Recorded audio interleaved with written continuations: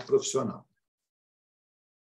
Quando vocês me convidaram para a gente falar sobre algum assunto de neurociência, né, dentro da neurologia, eu propus o tema cefaleia, porque a cefaleia é um assunto que empolga todo mundo e realmente preocupa todo mundo também, né? Sempre que uma pessoa tem uma dor de cabeça, ela nunca pensa que é uma coisa simples, ela sempre se angustia e acha que é uma coisa grave. Aliás, a maioria das vezes que as pessoas me procuram no consultório com dor de cabeça, a preocupação dele é se ele tem alguma coisa grave, né? Algum problema sério. E, principalmente, se tem um tumor na cabeça. Doutor, eu acho que eu tenho um tumor na cabeça, porque a minha cabeça dói muito. O que eu posso adiantar para vocês é o seguinte: a dor de cabeça, ela talvez seja um dos problemas médicos mais importantes que existe na humanidade. Primeiro, porque talvez a maior causa de absenteísmo de trabalho, né? É uma causa de qualidade de vida ruim muito grande, quer dizer, quem sofre de dor de cabeça sabe disso, né? A qualidade de vida é muito ruim. Ela interfere em relacionamentos, né? Interfere, por exemplo, na vida profissional, né? O indivíduo não consegue trabalhar direito, não consegue produzir direito, né? E nem consegue manter um relacionamento afetivo bom também. Isso é muito comum. O que acontece com a dor de cabeça é que ela maltrata tanto o indivíduo que ele se transforma. E ele passa, muitas vezes, a impressão de que é um chato, que é um poliqueixoso, que na verdade, está sofrendo mais do que devia, ou aparentando sofrimento, ou fingindo, né? É muito comum, às vezes, nos meios sociais e tal, as pessoas falam, já vem fulano de tal, você quer ver que vai falar que está com dor de cabeça? E não tem dúvida. Então, dor de cabeça é um assunto muito importante e empolgante e que todo mundo que trabalha na área de saúde, seja de fisioterapeuta, a enfermeiro, a fonoaudiólogo, né, dentista, médico, todos eles vão realmente enfrentar a dor de cabeça alguma vez na vida, tanto como paciente, como um profissional que vai tentar ajudar essas pessoas, né? O que eu posso adiantar é que 99% das dores de cabeça não se relaciona a uma doença grave, ou seja, que esteja relacionada a um risco de morte, né? O que acontece? A maioria das preocupações das pessoas é ter um tumor. Eu tenho um tumor, eu tenho um aneurisma. O que é quando tem uma dor de cabeça? O que na verdade, a gente tem que chamar a atenção? Dentro do crânio, já tem tudo que devia estar lá dentro. Quer dizer, não cabe mais nada. Então, nós temos o cérebro, nós temos, quer dizer, o encéfalo, né? Quer dizer, o cérebro, o tronco encefálico e o cerebelo. Nós temos os envoltórios meníngeos, quer dizer, as membranas meníngeas, né? Pia mater, dura mater, aracnoide. Nós temos as artérias, as veias, temos o sangue e temos o líquor que preenche as cavidades ventriculares e preenche o espaço subaracnoidiano. Então, o crânio é uma caixa fechada e ela já está completamente cheia, ou seja, não tem espaço para mais nada. Nós temos ali um espaçozinho de garantia, que é o espaço da troca do sangue arterial pelo venoso, quer dizer, o arterial entra e o venoso sai, e a circulação do líquor, que vai sendo produzido e reabsorvido. Isso dá uma certa margem pequena de espaço dentro da cabeça que pode caber alguma coisa. Ou seja, por que eu estou dizendo isso? Porque para você ter dor de cabeça por um tumor, você tem que ter uma ocupação de espaço. Então, ocupando espaço, você vai aumentar a pressão intracraniana e aí você vai ter dor de cabeça. Mas, para isso, esse tumor tem que estar em algum lugar. que não vai fugir de uma vizinhança com o cérebro. Então, à medida que ele vai comprimindo o cérebro, ele vai criar outros sintomas, outros sinais, antes de dar dor de cabeça. Então, o que é mais comum quando o indivíduo tem um tumor na cabeça, você dá o diagnóstico por um sinal neurológico focal, um déficit visual, um déficit auditivo, um quadro vertiginoso, uma fraqueza de um lado do corpo, uma crise convulsiva, ou seja, que é, na verdade, causada pela ocupação pelo tumor. Ele só vai produzir dor de cabeça, quer dizer, você só vai ter dor de cabeça na evolução de um tumor depois que ele cresceu a ponto de aumentar a pressão intracraniana, ocupar espaço e aumentar a pressão intracraniana. Então, é raro que você tenha dor de cabeça como primeiro sinal por causa de um tumor. Você tem outros sinais. Então, quando alguém te procura com uma dor de cabeça, você está andando, movimentando, não tem queixa visual, não tem queixa auditiva, não tem tonteira, não tem nada, dificilmente ele vai ter um tumor cerebral como causa dessa dor de cabeça. E se ele tiver um tumor, você pode procurar depois que você vai achar algum sinal que passou batido, que você não prestou atenção e já estava acontecendo. Então, isso é um dado importante, né? E nós vamos daqui a pouco falar sobre esse espaçozinho, essa folga que nós temos dentro do crânio, que permite, por exemplo, que alguma coisa comece a ocupar espaço e demore um pouco a dar sinal. Nós vamos ver isso depois. Mas, na verdade, esse é o fator principal que eu queria chamar a atenção para vocês, que mais de 90%, 99% das dores de cabeça, elas se relacionam a patologias que não são mortais, embora nós tenhamos patologias graves que produzem dor de cabeça, né? E potencialmente com risco de vida.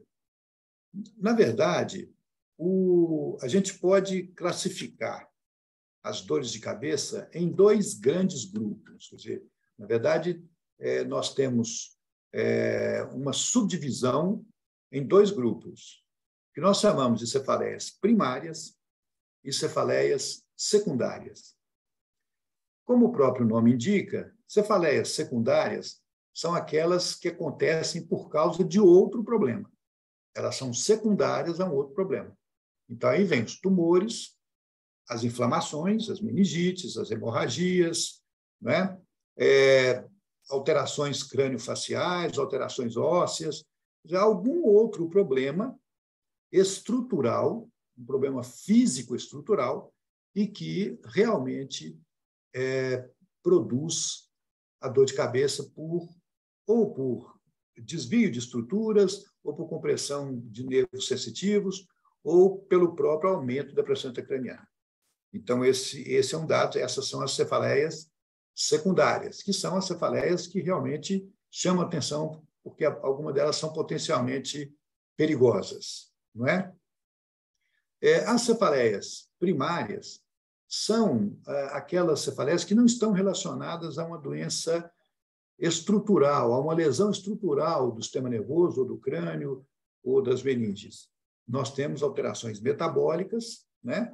Ou alterações funcionais, por exemplo, tipo vasculares. Então, nesse grupo aí estão as enxaquecas, né? As cefaleias tensionais, as cefaleias insalvas, e nós vamos chamar a atenção daqui a pouco. Então, basicamente, dois grandes grupos. Cefaleia primária são aquelas em que não estão relacionadas a uma doença estrutural do sistema nervoso, e nem do crânio, e nem das estruturas intracranianas. E as cefaleias secundárias, aquelas que são secundárias a um problema. Aí sim, aí vem os tumores, as hemorragias, inflamações, as alterações crânio-faciais, alterações dentárias, alterações de seios da face, oculares, né? O glaucoma é um aumento da pressão intracraniana, da pressão ocular, e é também uma causa de dor de cabeça. Então, basicamente isso. Na verdade, isso faz com que a gente tenha um dado interessante, nós médicos neurologistas, é que a maioria dos casos de dor de cabeça, os pacientes têm exame neurológico normal, ou seja, não tem nenhuma alteração no exame neurológico. E você vai dar o diagnóstico dessa dor baseado na história clínica. Então, isso faz com que a gente tenha que estar muito atento para isso. Bom, classicamente, as cefaleias primárias, elas são divididas em alguns grupos, mas eu tenho 4 grupos que são importantes, né? As cefaleias vasculares, e que aí nós temos a enxaqueca e a cefaleia salvas, né? A cefaleia de tensão, que são a cefaleia por alterações posturais e tensão de músculo, né? A cefaleia crônica diária e a cefaleia por abuso de analgésico. O que é isso? As cefaleias vasculares, que são as enxaquecas, e as cefaleias salvas, que são as principais, elas têm características bem especiais, nós vamos falar daqui a pouco. Então, elas são relacionadas a alterações da função vascular, de artérias e veias, principalmente extracranianas. Então, é um dado interessante que a grande maioria das cefaleias primárias, a dor é extracraniana. As estruturas que doem estão fora da cabeça, ou seja, estão no couro cabeludo, nos músculos, né? Ou até na superfície dos ossos. Na verdade, o cérebro não dói, ele não tem terminação nervosa para dor. Então, nada que comprometa o cérebro puramente vai produzir dor. Agora, as meninges são muito inervadas para dor, né? As artérias e veias são muito inervadas para dor, o periósteo é muito inervado para dor e os músculos externos da cabeça. Então, as cefaleias vasculares, elas estão relacionadas basicamente a alterações funcionais vasculares. Então, nós temos aí esses casos importantes, a enxaqueca, que é muito importante, e a cefaleia insalvas.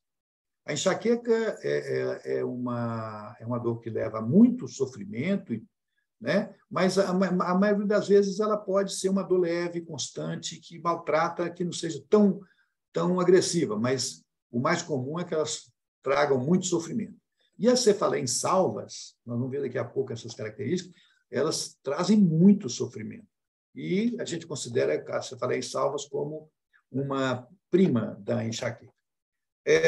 A cefaleia de tensão, ela é de postural. Hoje em dia é muito comum a cefaleia de tensão por uso de computador, por uso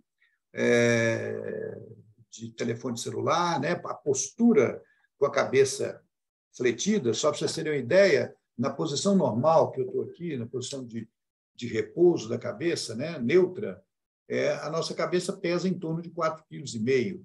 Se você inclina mais ou menos 15 graus, ela passa a pesar uns 5 a 7 quilos. Se você pende a cabeça e deixa a cabeça cair, ela passa a pesar de 10 a 14 quilos. Então, isso é um esforço muito grande para o músculo, e o músculo começa a sofrer com isso, né? E aí, por exemplo, quem trabalha, né, com aparelho locomotor, né, fisioterapeuta, por exemplo, principalmente, os próprios enfermeiros, eles vão ajudar muito pessoas que têm esse tipo de dor de cabeça, essa cefaleia de tensão, que ela é uma cefaleia de tensão muscular. E, muitas vezes, alterações emocionais produzem tensão do músculo, produz contração desse músculo. Então, isso também produz dor. Então, a cefaleia de tensão ela pode ser tanto por uma postura ruim no trabalho ou nas atividades do dia a dia, como também pode acontecer por transtornos emocionais, tensão emocional, ansiedade, angústia e tudo. Isso é um dado. Agora, nós temos 2 grupos de cefaleias primárias que são consequência dessas todas que eu já falei, né? Que é a cefaleia crônica diária, que é aquela cefaleia que ela cronifica. A gente considera uma cefaleia crônica diária quando você tem mais de 15 dias de dor por mês. Então, é praticamente uma dor de todo dia. A cefaleia crônica diária, ela traz um sofrimento grande, geralmente é consequência de enxaqueca ou de cefaleia tensional, né? E é devido, muitas vezes, realmente a um tratamento inadequado. A pessoa não trata direito, ela trata mais ou menos, não melhora, nem piora e fica naquele chove não molha. E um outro grupo dessa cefaleia, que também é derivada das que nós já falamos, é a cefaleia por abuso de analgésico, ou seja, O indivíduo que toma analgésico demais, ele acaba mantendo a dor de cabeça dele, alimentando a dor de cabeça dele. Então, por isso é que a gente sempre chama atenção para o fato do grande risco que é a automedicação, porque toda vez que você toma analgésico demais, você mantém uma dor de rebote, né? Você tem ali analgésico no sangue, quando você começa a urinar o analgésico, a dor começa a voltar, você toma de novo, e aí fica aquele ciclo, um círculo vicioso em que o indivíduo não se livra do analgésico e nem se livra da dor, além das consequências graves de uso abusivo de analgésico e de anti-inflamatório, né, para o organismo de um modo geral. As cefaleias secundárias são aquelas que eu falei que aí sim, elas existe uma causa que produz essa dor. E aí pode ser um tumor, sim, né? Mas o tumor, ele, na maioria das vezes, ele dá sintoma antes, ele apresenta qualquer sintoma neurológico antes. Às vezes, uma crise convulsiva faz a gente dar um diagnóstico de um tumor. Se você pega uma crise convulsiva, você vai fazer um exame desse paciente, você acha alguma bobagemzinha no exame neurológico, faz um exame de imagem, você vai achar um tumor. Isso, tumores de superfície, por exemplo, cerebral, do córtex cerebral, do hemisfério cerebral, tem um alto potencial de produzir convulsão. E, às vezes, é o primeiro sinal, né? Os tumores, então, realmente produzem dor, mas antes eles produzem outros sintomas. Raramente a dor é o primeiro sintoma. Raramente. Eu posso afiançar, eu tenho 46 anos de profissão, eu posso contar no dedo, às vezes, em que um diagnóstico de cefaleia que eu dei por um tumor, a cefaleia foi o primeiro sinal. Existem as cefaleias, né, por hemorragia cerebral, né? Tanto a hemorragia hipertensiva, quer dizer, o AVC hemorrágico, como uma hemorragia por uma ruptura de um aneurisma, ou de uma má formação vascular, né, uma artéria venosa. Então, nesse caso aí, a dor é pela expansão aguda do cérebro, né, do conteúdo intracraniano por causa do sangramento. Existe, por causa daquela área que eu falei com vocês, que a gente tem de reserva folgada do cérebro, porque quando nós estamos assentados ou de pé, praticamente nós temos um fluxo sanguíneo venoso pequeno dentro do crânio. O sangue entra pela artéria e desce, né, pelas veias por força da gravidade. Quando você deita, você tem um retorno venoso diminuído na cabeça, ou seja, fica mais sangue venoso lá dentro, porque a sua cabeça ela fica na mesma altura do coração. Então, o sangue venoso vai ter que ser empurrado pelo sangue arterial, teoricamente. Quando você senta, esse sangue flui. Então, seria de se esperar que quando a gente deita, a gente teria dor de cabeça, porque você vai ter um aumento do conteúdo.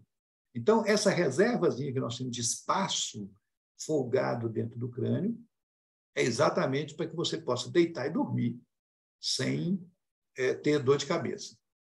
Por isso, nós vamos ver daqui a pouco que toda dor de cabeça que te acomete depois que você dorme ou depois que você deita, ela merece ser pesquisada com mais afinco, com mais cuidado, né? Então, o tumor pode dar dor de cabeça? Pode, mas ele vai dar sinais antes. As hemorragias, tanto o AVC hemorrágico por hipertensão arterial, quanto por ruptura de aneurisma de má formação, a dor é aguda, então ela não tem confusão, não existe confusão com essa dor, porque o indivíduo normalmente não tem dor de cabeça e ele chega para a gente dizendo que ele teve uma dor como se tivesse tomado um tiro na cabeça e daí para cá ela não para de doer.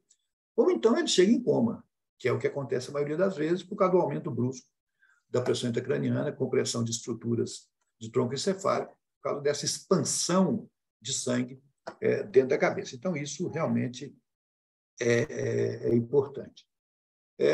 Além disso, as infecções, né? As meningites, por exemplo, os abscessos cerebrais, eles vão dando uma dor de cabeça que vai aumentando gradativamente, mas aí também nós temos outros sinais.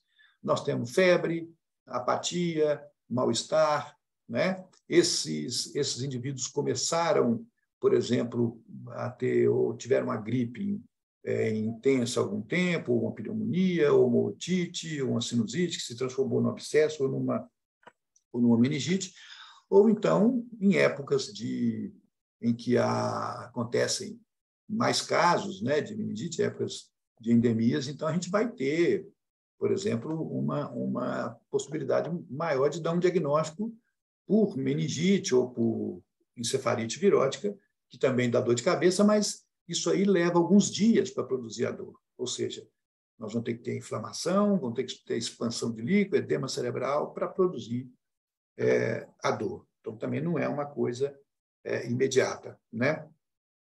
Algumas dores secundárias são devidas a alterações dentárias, por exemplo, bruxismo ou focos infecciosos dentários, lesão, né, de abscesso de ápice dentário, né, as sinusites, né, isso pode acontecer também por lesão óssea, né, por lesão da crâniofaciais.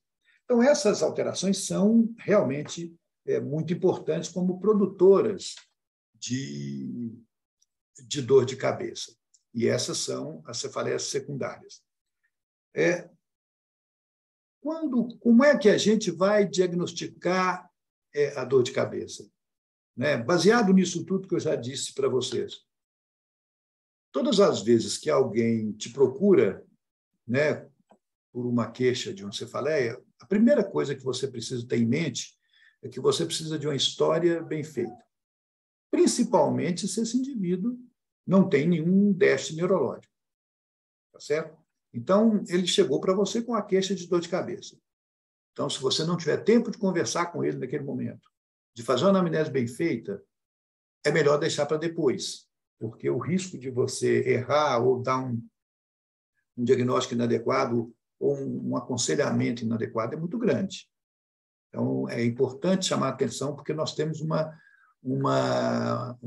temos que fazer uma anamnese muito bem feita, porque a gente decide diagnóstico, principalmente das cefaleias primárias, em que não há lesão de estrutura neurológica, e o exame físico neurológico, em 90% dos casos, é normal, inteiramente normal, nós temos que ter uma história bem feita. A história é que dá o diagnóstico. Tá certo? Então, isso é fundamental. Então, é muito comum, por exemplo, quem é o médico, o enfermeiro, o fisioterapeuta, fonoaudiólogo, né, que na família, às vezes alguém chega e fala, tem uma dor de cabeça danada e tal, o que você acha que eu tenho? Você abre o olho, fala, não, para conversar com você a esse respeito, não tem que ter um espaço. Então, vamos ali no quarto, vamos ali no coisa, gasto uma meia hora com ele para poder entender direito como é que é isso. Então, o diagnóstico, a abordagem é basicamente feita pela história. E nessa história, nós temos alguns dados que são importantes a gente chamar a atenção. Isso é fundamental. Por exemplo, a primeira coisa, se a pessoa te queixou uma dor de cabeça, a primeira coisa na história que você vai querer saber é há quanto tempo ela tem essa dor de cabeça. É uma dor de cabeça antiga ou é uma dor de cabeça recente? Ou seja, cefaleias muito antigas, você fala, não, tem anos que eu tenho dor de cabeça, isso aí geralmente já te leva para um caminho de dizer que ali não há uma patologia estrutural dentro do crânio que seja potencialmente grave. Porque, senão, esse indivíduo já tinha apresentado os sinais ou já teria morrido dessa dor de cabeça. Então, a primeira coisa, é uma dor antiga ou é uma dor recente? Bom, então esse é o primeiro dado. O segundo dado, que é importantíssimo nessa anamnese, é saber o seguinte, qual que é a frequência dessa sua dor? Ou seja, ela é uma dor diária, ela é uma dor semanal, é uma dor mensal, é uma dor que vem de vez em quando, uma vez por ano, 2 vezes por ano. Então, esse dado também é muito importante. Aí você já vai saber se aquele indivíduo tem o risco, a possibilidade de ter uma cefaleia crônica diária, se ele tem a possibilidade de ter uma cefaleia tensional, porque a cefaleia tensional ela tem uma tendência a ser mais frequente, por exemplo, do que a enxaqueca, né? Então, isso é um dado importante. Uma dor de todo dia, ela é muito mais comum que seja uma cefaleia tensional do que uma enxaqueca. Isso é taxativo, não é? A enxaqueca ela é uma dor de muito sofrimento, então o indivíduo não suporta uma dor praticamente diária. Então, saber se a dor, qual que é a frequência da dor, é muito importante. Saber a duração das crises. Quanto tempo essas crises duram? Então, são crises curtinhas, por exemplo, minutos? São crises de hora? São crises de dia ou de dias? Então, isso é importante. A duração é fundamental. Nisso aí, a gente também já consegue chamar a atenção para muita coisa. Por exemplo, a neuralgia do trigêmeo é uma dor curtinha. Ela dura 10 segundos, 5 segundos, só que ela vem 15, 20, 30 vezes no dia. Então, por isso que é importante saber a frequência, né? Se ela é todo dia, se é várias vezes no dia, se ela é semanal, se ela é mensal, ou se é mais espaçada do que mensal, por exemplo.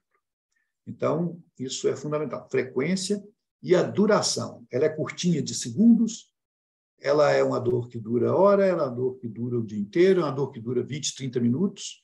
Por exemplo, a cefaleia em salvos dura em torno de 20 minutos.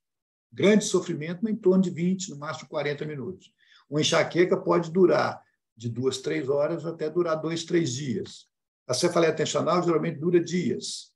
Então, é importante a gente ter esse dado da duração. Outro dado interessante na anamnese, né? O modo de instalação da dor. Como é que essa dor começa? Como é que ela se instala? Ela se instala de uma vez? É aguda? Ou ela é insidiosa, lenta? Ou seja, hoje eu vou ter dor, eu estou começando a ter dor. Quer dizer, ela começa aos pouquinhos, vai piorando, e daí 1 hora, 2, 3 horas já ela está intensa, ou ela é uma dor que começa como se fosse um impacto. Então, esse dado também é importante. Nós já vimos lá atrás que a dor por aumento abrupto da pressão intracraniana, tipo no hemorragia cerebral, né, por um aneurisma ou por hipertensão arterial, a dor é aguda a ponto de talvez levar o indivíduo até o estado de coma, porque ele perde a consciência, né? E muitas vezes ele descreve como se tivesse tomado uma paulada na cabeça, uma pancada na cabeça. A dor da cefaleia em salvas, ela é uma dor que começa e vai, ela é chamada em salvas porque ela parece uma salva de palmas. Ou seja, ela vai, aumenta, aumenta, diminui, aumenta, aumenta, diminui, e dura mais ou menos uns 20, 30 minutos. Então, a duração é importante para a gente saber, mas também a forma de início, se ela começa de uma vez ou se ela começa aos pouquinhos e vai piorando. Então, esse dado é interessante. Então, vocês já viram aí, nós temos que saber quanto tempo você tem de dor, qual que é a frequência dela, né? A duração, a forma de início. E um outro dado, uma outra coisa que nós temos que perguntar, por exemplo, é se ela tem uma hora de preferência. Por exemplo, essa dor é mais de manhã, mais à tarde, mais à noite. Essa dor ela acontece, por exemplo, quando você se deita, né? Não, eu acordo, eu durmo e acordo com dor. Eu começo a dormir, daí a pouco eu acordo com dor. Então, a hora de início é importante. Se é durante a noite, se é durante o dia, se durante o dia é mais pela manhã, mais à tarde ou mais no final da tarde. Por quê? A enxaqueca ela não tem hora, não tem preferência. A cefaleia em salvas também não tem hora, não tem preferência. Mas as dores, por exemplo, relacionadas ao aumento da pressão intracraniana, elas pioram quando você deita. Então, o indivíduo que deita, ele fala, eu não posso deitar que eu tenho dor de cabeça, ou eu durmo um pouquinho, eu acordo com dor de cabeça. Por quê? Quando você se deita, você diminui o retorno venoso da cabeça. A cabeça já fica mais cheia. Se tiver qualquer coisinha lá que estiver aumentando um pouquinho a pressão intracraniana, né, alguma coisa ocupando espaço lá, então você vai ter dor. Então, esse horário também é importante a gente saber, para a gente separar dores que pioram, por exemplo, quando você se deita, dores que pioram quando você está chegando no fim da tarde, que você está mais cansado, mais esgotado, já trabalhou, né? Então, esse é o dado, esse dado da hora de preferência dela também é importante. Outra coisa que nós devemos perguntar nessa anamnese é o tipo da dor. como é que é essa dor sua? Ela é uma dor que pulsa, lateja, ou ela é uma dor como se você estivesse tendo uma compressão, usando um capacete apertado ou pesado, ou usando um chapéu apertado, um boné apertado? Quer dizer, é uma dor que ela pulsa junto com o coração na sua cabeça, ou ela é um peso, um aperto? Isso é interessante porque a enxaqueca e a cefaleia em salvas, caracteristicamente, são latejantes. E a cefaleia tensional, ela é uma cefaleia que é mais em peso, constrictiva, a gente chama de constrictiva, é como se fosse um aperto na cabeça. Então, esse dado também é interessante. Mais uma coisa que você tem que perguntar, a localização da dor na cabeça. Ela tem preferência por alguma... Ela pega a cabeça toda, quer dizer, ela é holocraniana, ou ela tem uma região de dor específica? Então, aí nós vamos afastar muitas coisas, nós vamos facilitar o diagnóstico. Por exemplo, enxaquecas geralmente são hemicrânicas, daí o termo a gente chamar de hemicranias, né? As enxaquecas de hemicranias. Então, a enxaqueca, geralmente, ela pega metade da cabeça, ou de um lado ou do outro, né? Ela pode ser sempre do mesmo lado, ela pode variar, né, de um lado da direita para a esquerda, ou da esquerda para a direita. A dor tensional, ela geralmente é uma dor frontal e nucal. Então, ela pega a nuca, o pescoço, é aquele do peso que eu falei com vocês, do uso do celular inadequadamente, postura ruim para dormir, postura ruim para trabalhar, a cabeça sempre pendente, o pescoço, a nuca começa a ficar dolorida porque a musculatura contrai para tentar segurar a cabeça, para não deixar a cabeça cair. Então, a cefaleia tensional é uma dor que pega muito a nuca e a região frontal. E, às vezes, a têmpora, quando ela está relacionada a alterações da articulação temporomandibular. Então, uma tensão ou uma subluxação de temporomandibular ou o bruxismo pode dar uma dor temporal, você acordar com a dor temporal, né? Por causa da tensão do músculo. Então, localização é importante. Uma dor, se ela pega a face, se ela pega um trajeto de um ramo do trigêmeo, ou mandibular, ou maxilar, ou oftálmico, né? ou dois desses ramos, ou os três, que é mais raro, mas pode acontecer nos três, e é uma dor em choque, lancinante, que vem curtinha e vai embora, vem curtinha e vai embora toda hora, ela é muito mais característica da dor da neuralgia do trigêmeo. Então, localização é importante para nós. A cefaleia em salvas, ela é caracteristicamente na órbita. A descrição do paciente para você é que o olho vai pular para fora. E é muito comum a família dizer que a pessoa põe a mão no olho e fica andando dentro de casa, angustiado. A sorte é que ela dura 20, 40 minutos no máximo. Porque o indivíduo ele fica desesperado, é como se ele ficasse com medo que o olho fosse pular para fora. Então, essa dor da cefaleia em salvas é uma dor muito importante, lancinante, e ela tem uma localização preferencial na órbita, quer dizer, como se fosse uma dor do olho mesmo. Então, localização é importante para que a gente saiba. Outra coisa importante que vocês devem questionar, né? Se alguma coisa acompanha essa dor, né? Se tem algum fator paralelo à dor, pré, durante ou até pós, mas o mais comum pré, né? A dor. Então, se a pessoa tem, por exemplo, uma visão de vagalumes, que a gente chama de escotomas visuais, visão de luz, visão ranhuras, como se fosse você estivesse olhando para um asfalto com sol quente, né? Uma luz pululando dentro do olho, mudança de cor, né? Ou ver metade das coisas, ou visão dupla, uma coisa que acontece, às vezes, alguns minutos antes de que a dor venha, ou até mesmo que venha durante a dor. Nós chamamos isso aí de auras, né? Isso é muito comum na enxaqueca, né? Os escotomas visuais, que são essas luzes, uma alteração do campo visual, você ter uma sombra no olho, pegar metade da visão, apagar metade da visão, apagar um quarto da visão, ou uma visão dupla. dormência na boca, na mão, né?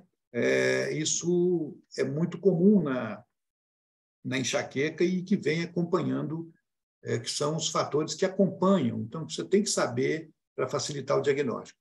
No caso da cefaleia em salvas, que é uma dor que também é prima da enxaqueca, acontece do lado da dor você ter lacrimejamento e ter congestão nasal. Ou seja, o nariz fica obstruído, fica entupido, como se a pessoa tivesse gripada de uma narina só durante a dor e um lacrimejamento. Isso é típico da cefaleia em salvas, né? Então, essa característica, a característica de fatores que acompanham a dor, nos ajudam muito. Na enxaqueca são comuns as hemiparesias, fraqueza de um lado do corpo, dormências e alterações visuais. Tem alguns pacientes que queixam até de dificuldade para falar, por exemplo, que não consegue dizer uma palavra, não consegue articular a palavra por alguns minutos, quer dizer, tipo uma afasia de expressão.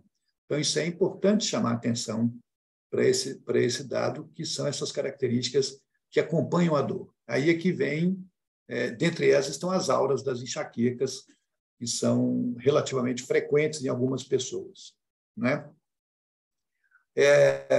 Outro dado importante é você perguntar sobre se tem algum fator que precipita a dor. Alguma coisa faz você ter dor, alguma coisa produz dor, né? Te produz a dor, faz ela vir, né? Por exemplo, alguma coisa que você come, que você bebe. Então, é muito comum dores com vinho tinto, depois que bebe vinho tinto, cerveja, que às vezes bebidas fermentadas, né?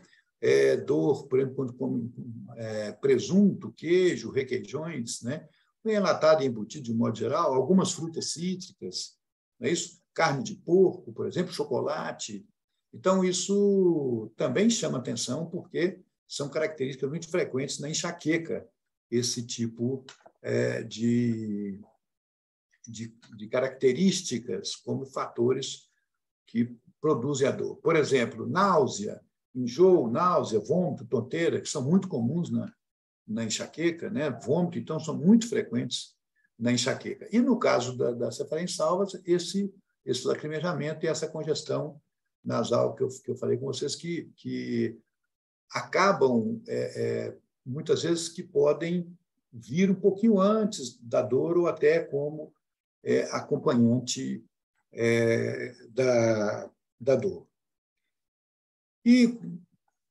Mas, quer dizer, finalmente, uma coisa que vale a pena perguntar é o que melhora a sua dor.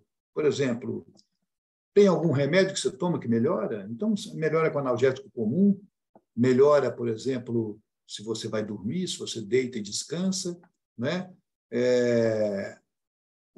Esse fator é muito importante. Melhora se você vai para o escuro, né? Porque, muitas vezes, a característica da dor mostra que algumas delas nem precisam de remédio, precisa só de conforto, de descanso e de repouso, mostrando caracteristicamente o que é comum de acontecer nas cefaleias tensionais. Então, isso é importantíssimo. Nessa anamnese também, você vai perguntar se ela tem alguma doença pregressa, né? Por exemplo, quem tem hipertensão arterial tem risco de ter um sangramento, né, intracraniano, quer dizer, um AVC hemorrágico, né? Quem é alcoólatra, quem é tabagista, tem risco de ter cefaleia por causa de abuso do cigarro e da bebida alcoólica, né? Os diabéticos podem ter dor por hipoglicemia, quer dizer, fome, vamos dizer assim, quando eles tomam os hipoglicemiantes e às vezes tem uma glicose muito baixa, porque diabético também pode cair muito a glicose, dependendo do tratamento que ele faz, em alguns episódios. Então, é importante essa história pregressa.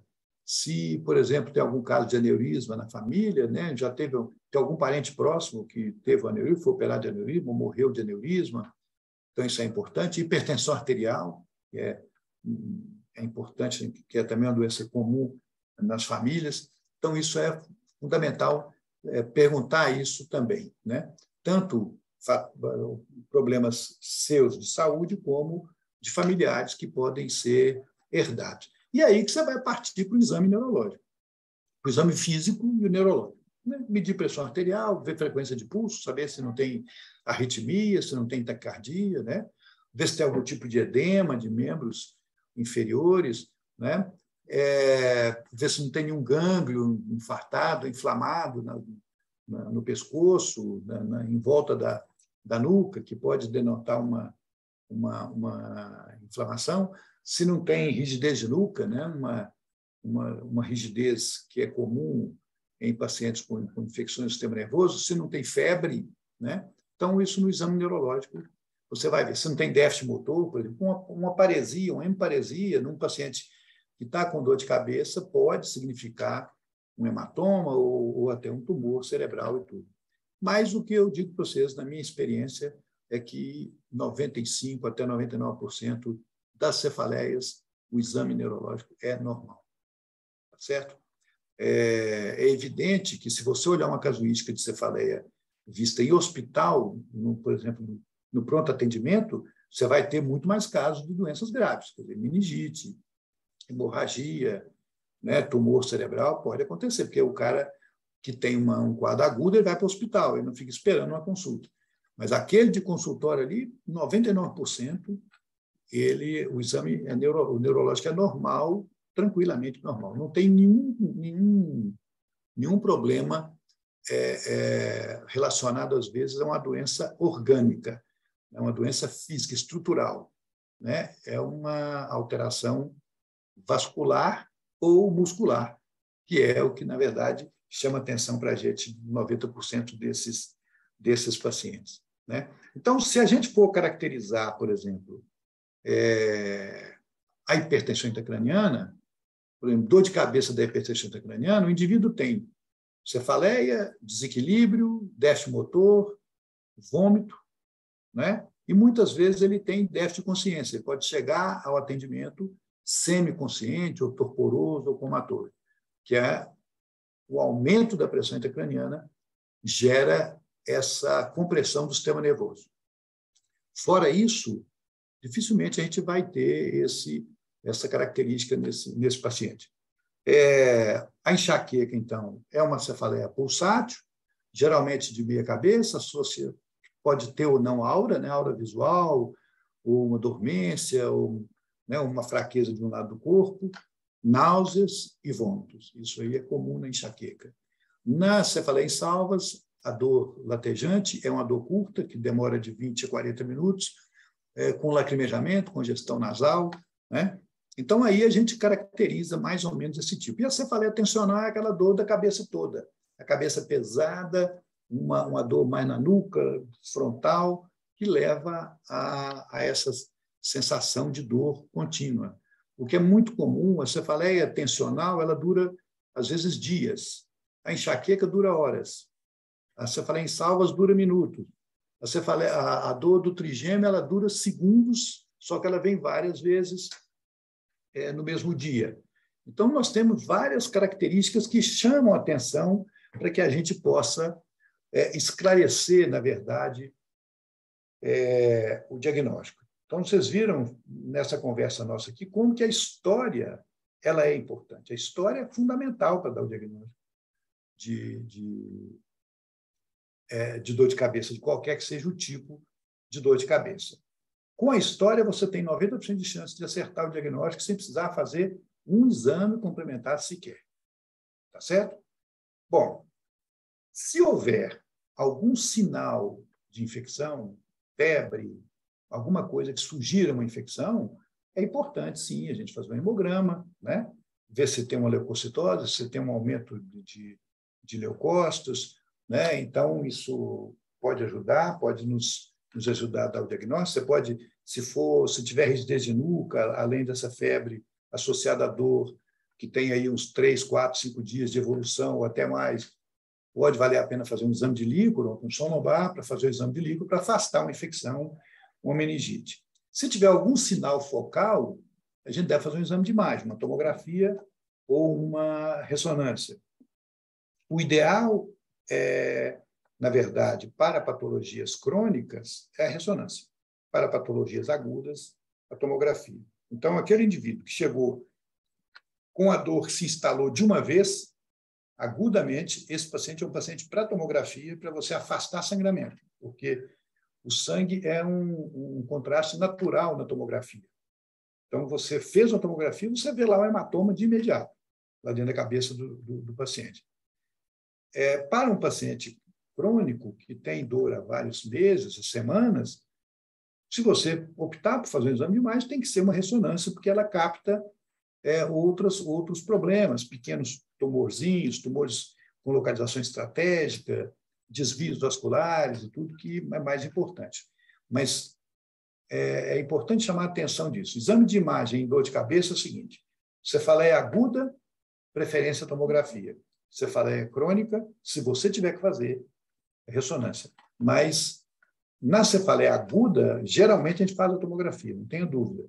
Mas nas cefaleias crônicas é raro precisar fazer a ressonância. É só se você tem uma suspeita clínica mesmo, se você tem algum sinal que possa sugerir que a gente deva tomar essa providência. Porque são exames caros, exames que você injeta contraste, né? Toma radiação. Então, né, o médico que se preza, o clínico que se preza, ele tem que pedir o mínimo de exame possível. Quer dizer, só mesmo o exame que for necessário, porque muitos desses exames são cruentos, né? Você vai fazer uma ressonância, uma tomografia, você vai injetar contraste, vai tomar radiação. Se você for fazer um exame de líquor, você vai enfiar uma agulha nas costas do indivíduo para tirar o líquor, né? Até um exame simples de sangue, né? Você vai furar o cara para poder fazer esse exame, né? E, finalmente, se você fizer uma opção, né, já concluiu o seu diagnóstico, você tem um diagnóstico de enxaqueca, você tem um diagnóstico de uma cefaleia tensional, você tem um diagnóstico de uma neuralgia do trigêmeo, de uma cefaleia em salvas, aí você vai propor o tratamento, né? Tratar a dor de cabeça, a gente pode tratar de duas formas. Ou trata a crise, quer dizer, tirar o indivíduo da crise com analgésico momentâneo, ou fazer um tratamento de prevenção. Como que a gente decide qual que a gente faz? Aqueles pacientes que têm mais de uma dor por mês, a gente deve fazer um tratamento preventivo, ou seja, usar um remédio diário que impede que a dor venha, ou pelo menos que diminua a frequência das dores. E aquele indivíduo que tem de uma dor por mês a menos do que uma dor por mês, a gente pode tratar só a crise, né? Dar um analgésico para ele, um analgésico específico e que resolva o problema na crise. Agora, lembrar que o indivíduo que tem dor 3, 4, 5 dias no mês, a gente já pode considerar que ele tem mais de uma crise por mês, mesmo que seja a mesma crise que durou 4, 5 dias, porque senão ele tem que tomar muito analgésico. E nós já vimos que o paciente que toma analgésico, ele transforma a dor dele numa cefaleia crônica. E aquele que toma demais, ele transforma a dor dele numa cefaleia crônica diária por abuso de analgésico. Isso antigamente a gente internava o paciente, hoje ele não tem vaga mais para fazer isso, mas antigamente, lá no meu tempo do começo, lá, a gente internava o paciente 5, 6, 8 dias, deixava ele chumbado no hospital para ele não tomar analgésico. O cérebro dele esquece que ele tomava analgésico e começa a produzir analgésico de novo, porque o nosso cérebro produz um analgésico natural. Então, a forma é essa. Para tratar a crise, a gente geralmente usa ou analgésicos, né? Ou então remédios específicos para enxaqueca, que são vasoconstritores, que são bem específicos. E para prevenção, a gente usa alguns medicamentos de outras áreas que são classicamente já conhecidos como medicamentos que ajudam a prevenir cefaleia. Alguns medicamentos para convulsão, para epilepsia, e alguns para depressão. São medicamentos que ajudam muito para a gente cuidar, por exemplo, e prevenir enxaqueca, tratar a cefaleia tensional preventivamente, tratar a neuralgia do trigêmeo preventivamente, tratar a cefaleia em salvas preventivamente.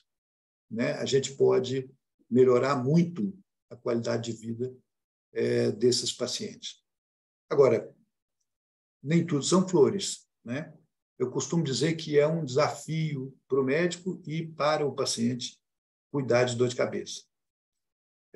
Alguns pacientes a gente não consegue resolver, não consegue ajudá-lo mesmo, é uma luta tremenda, pacientes que a gente faz tudo que está ao alcance e a gente não consegue uma solução boa. Isso acontece muito, né? E também alguns pacientes que não são receptivos, né? Que se automedicam, que não evitam os fatores de risco, né? Que não evitam os gatilhos, né? Outras pessoas que têm uma vida muito, muito dura, uma vida emocional muito dura, né? Pessoas que cuidam de doentes crônicos, filhos que cuidam de pacientes, de pais idosos, doentes crônicos, pessoas que são muito ansiosas, angustiadas. Muitas vezes a gente precisa do apoio de um psiquiatra nesses casos para dar uma mão, porque às vezes é muito realmente difícil. Mas na maioria das vezes a solução é boa e esses pacientes voltam a ter uma vida com qualidade de vida boa, né? Basicamente é mais ou menos isso que eu queria falar com vocês do ponto de vista prático, que a ideia nossa aqui é que fosse bem prática essa abordagem, né? Se vocês tiverem alguma dúvida, se quiserem alguma pergunta, estou às ordens.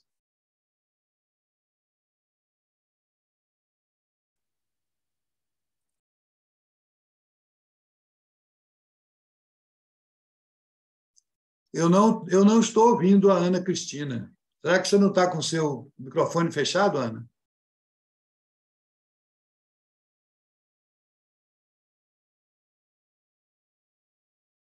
Não estou ouvindo a Ana. A gente realmente não está te ouvindo, Ana. Parece que seu microfone abriu, mas não está dando som.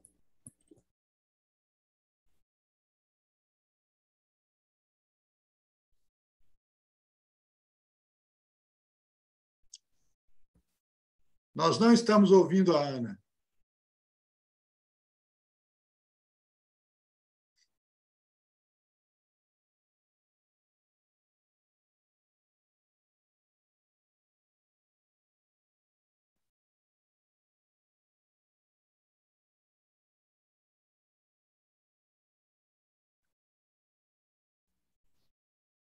Você quer tentar olhar alguma outra configuração aí? Eu vou aproveitar, ver se você consegue dar um jeitinho aí.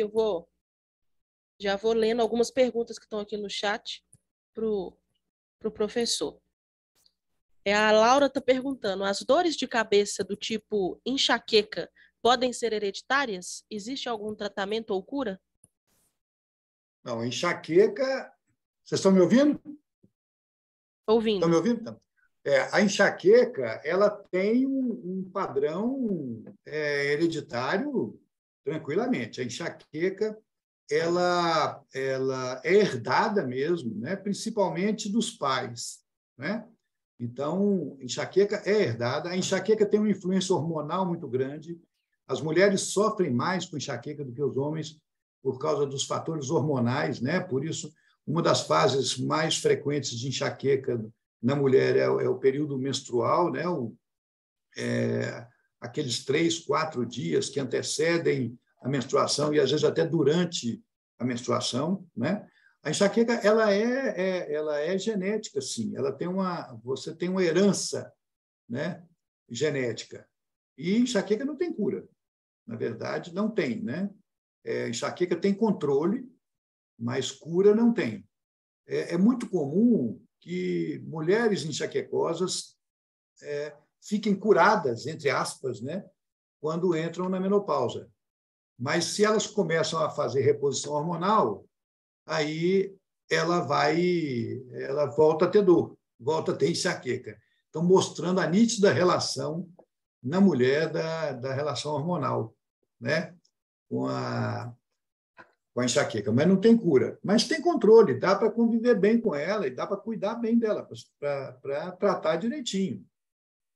Mas cura não tem, não. Se alguém te oferecer cura, você pode desconfiar, porque, infelizmente, enxaqueca não. Ok, acabou que o senhor já até respondeu uma outra pergunta aqui, que era que muitas mulheres em período menstrual sofrem com enxaqueca. Se esse tipo de dor Exatamente. está ligado com hormônios, alteração hormonal, o senhor acabou que já Isso. respondeu. Exatamente. Alguns anticoncepcionais pioram muito as crises de enxaqueca.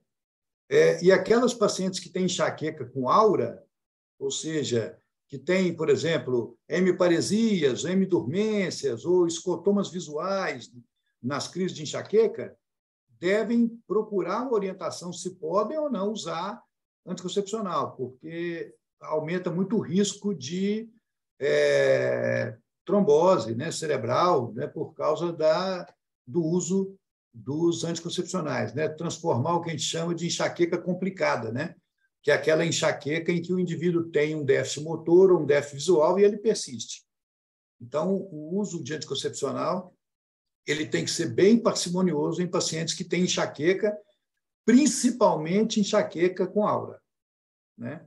Os que não têm aura até é mais fácil ser controlado. Ótimo, professor.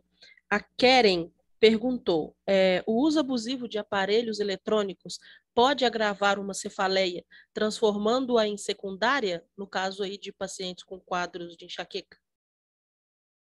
Não, transformando em secundária não, porque a secundária ela tem que estar relacionada a uma doença estrutural, a uma lesão estrutural da cabeça ou do cérebro, né? Um tumor, uma inflamação, uma coisa desse tipo.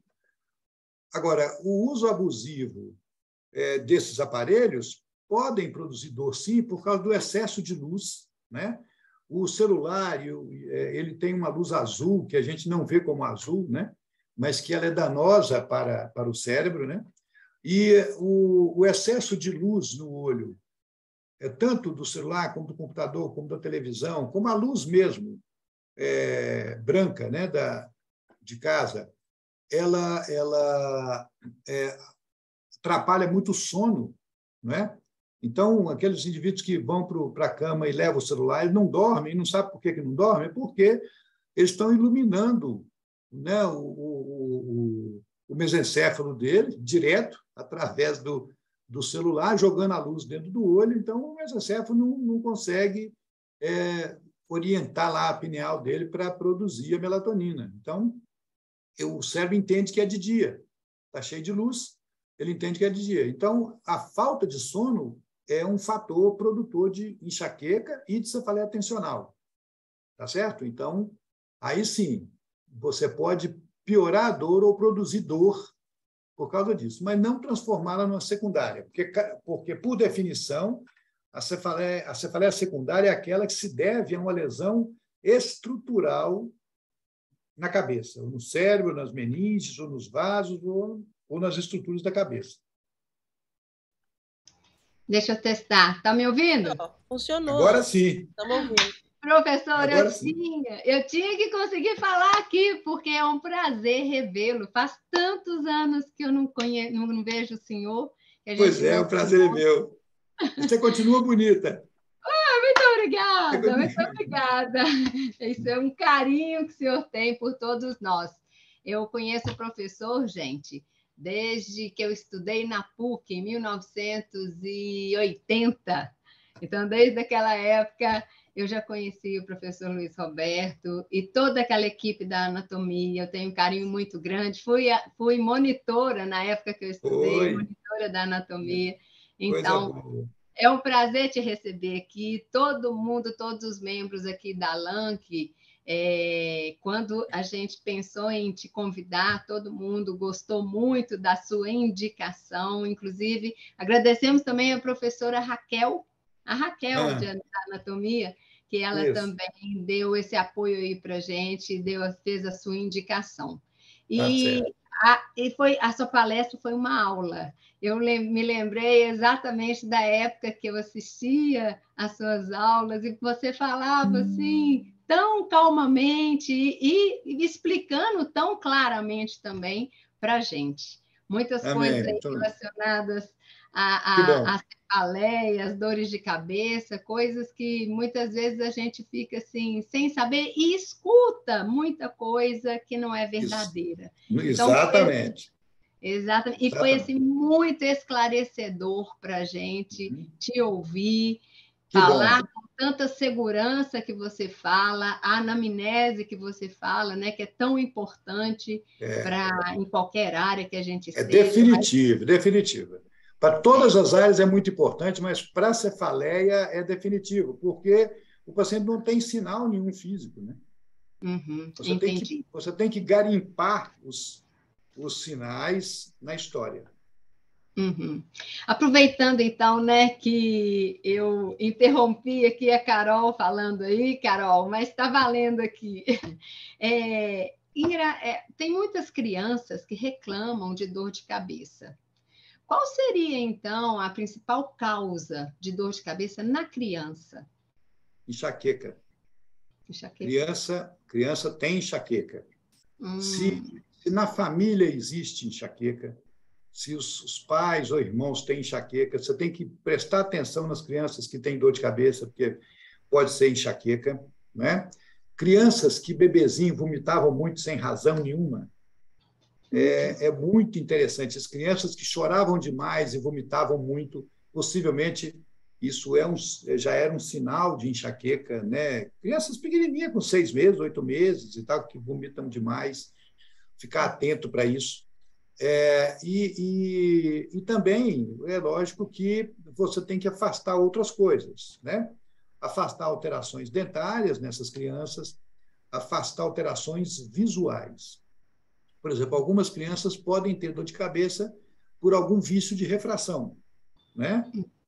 Então, toda criança que tem dor de cabeça, ela deve ser avaliada, mesmo sem queixa visual, deve ser avaliada por um oftalmologista para afastar alguma causa ocular para a dor de cabeça. Glaucoma da dor de cabeça, vício de refração da dor de cabeça. Então, isso é importante. Mas criança tem enxaqueca, sim. E é importante isso porque a criança não consegue fingir. Então, a criança prostrou, ela está sofrendo muito, chora de dor, vomitava muito quando era pequenininha ou continua vomitando, né? Chamar atenção para isso e ver a opinião de um neuropediatra, porque criança tem enxaqueca, sim. Você citou aí a hipoglicemia, né? Podendo ser uma das causas de dor de cabeça também. E a desidratação? Demais. A desidratação, o problema é que desidratação, para produzir dor de cabeça, o indivíduo ele já está com outros problemas importantes. Por exemplo, o cérebro desidrata primeiro que a pele. Porque como o cérebro tem 70% de água, na verdade, quando você deixa de beber água, o cérebro vai desidratar primeiro do que a pele. Quando você tem desidratação na pele, né, o cérebro já está muito murcho. Então, teoricamente, você pode ter dor de cabeça na desidratação, porque o cérebro murcho ele traciona as meninges.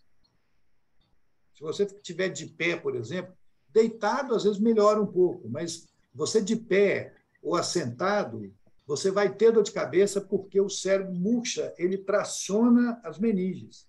E as meninges são altamente sensíveis à dor. Então, você pode ter dor de cabeça, sim, por desidratação. Só que a apatia, o cansaço, a fraqueza, ela já dá ela vem antes da dor, geralmente, da dor de cabeça. Certo. E a última pergunta, aproveitando, a toxina botulínica, ela pode ser usada para tratamento da cefaleia? Pode. Cefaleia, principalmente cefaleia tensional, por tensão muscular, cefaleia por alterações da ATM, né? E alguns casos de enxaqueca, você tem, por exemplo, porque como a enxaqueca, a dor é extracraniana, na verdade, né? Todo mundo tem a impressão que a dor de cabeça ela é dentro da cabeça. Não é. 90% das dores de cabeça são externas. É couro cabeludo, vasos e pele, músculos, né? É músculo, couro cabeludo e vasos. Então, a toxina botulínica pode ajudar, sim, né?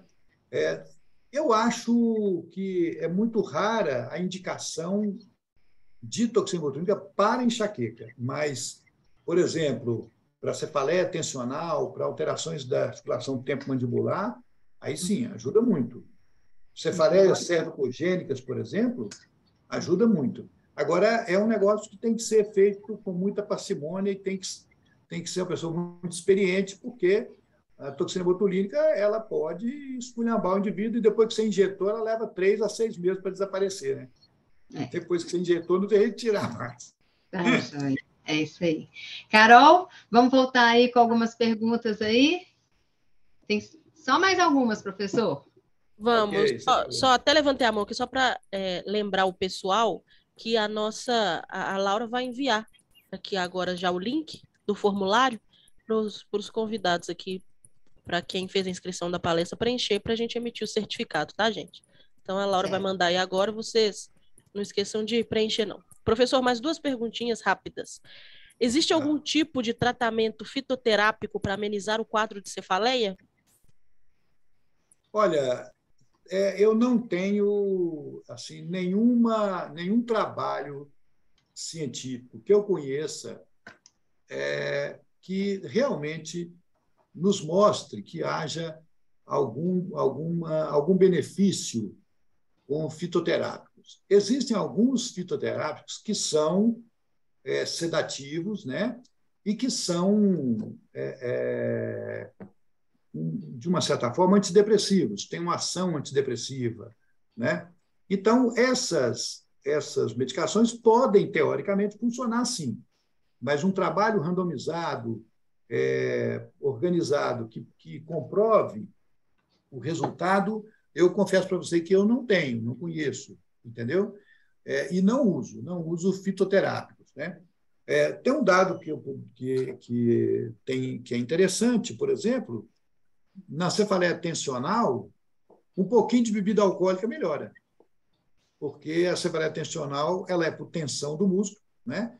Então, às vezes, um pouquinho de bebida alcoólica melhora. Se o indivíduo não tem enxaqueca, você tomar aí uma lata de cerveja, 2 taças de vinho, ou então uma dose de uísque e tal, ele costuma melhorar a dor de cabeça. Isso, a gente até usa isso como diagnóstico diferencial cefaleia tensional para enxaqueca, né? É aquela história de você chegar cansado de noite, com a dor de cabeça, e falar, vou tomar um uísque aqui para eu relaxar. E esse relaxamento geralmente melhora dor de cabeça. Cefaleia tensional melhora muito, assim como tremor essencial melhora com bebida alcoólica, exatamente porque relaxa a musculatura. Então, alguns fitoterápicos têm esse efeito, né? Um efeito sedativo, um efeito relaxante, né?